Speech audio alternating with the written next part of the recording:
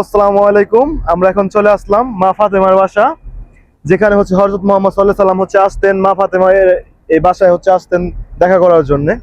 তো আপনারা দেখতে পাচ্ছেন এখানে একটা কুয়া আছে, যে কুয়ায় হচ্ছে এই যে পানি আসতো না, প্রথমে একটা পাথর ছিল।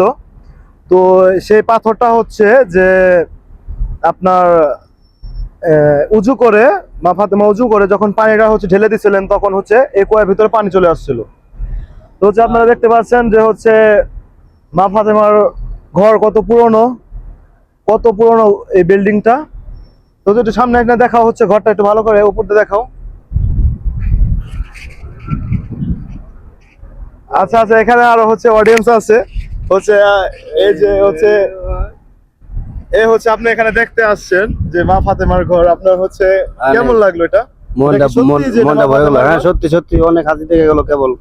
সত্যি তো হচ্ছে এই মা ফাতেমার ঘর হচ্ছে, এখানে দেখতে পাচ্ছেন আপনারা কত মানুষ হচ্ছে নাম লেখছে, যে ওখানে হচ্ছে আল্লাহ পাক যদি মাফ করে এই ওসিলায়। তো আপনারা দেখতে পাচ্ছেন মা ফাতেমার ঘর, কত পুরনো ঘর, প্রত্যেকটাই হচ্ছে পাথর দিয়ে করানো। আপনারা দেখতে পাচ্ছেন এখানে আছে হাজিরা, হাজিরা হচ্ছে দেখার জন্য বা জিয়ারত করার জন্য আসছে, দোয়া করার জন্য আসছে। এই যে আমাদের অডিয়েন্স এখানে আছে। তো এই আপনাদের হচ্ছে ভিতরের অংশটা আমি দেখাইতেছি, ভিতরের দৃশ্যটা।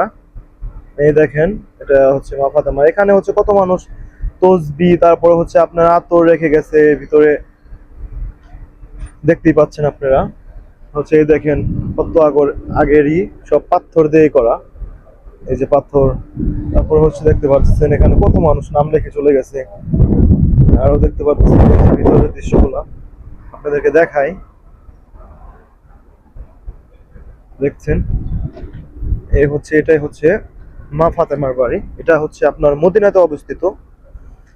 আপনার হচ্ছে মসজিদ তুর্কি সামনে, সোজা হচ্ছে রাস্তাতে আসলে আপনারা ফ্লাইওভারের সাথে হচ্ছে দেখতে পারবেন এই জায়গাটা।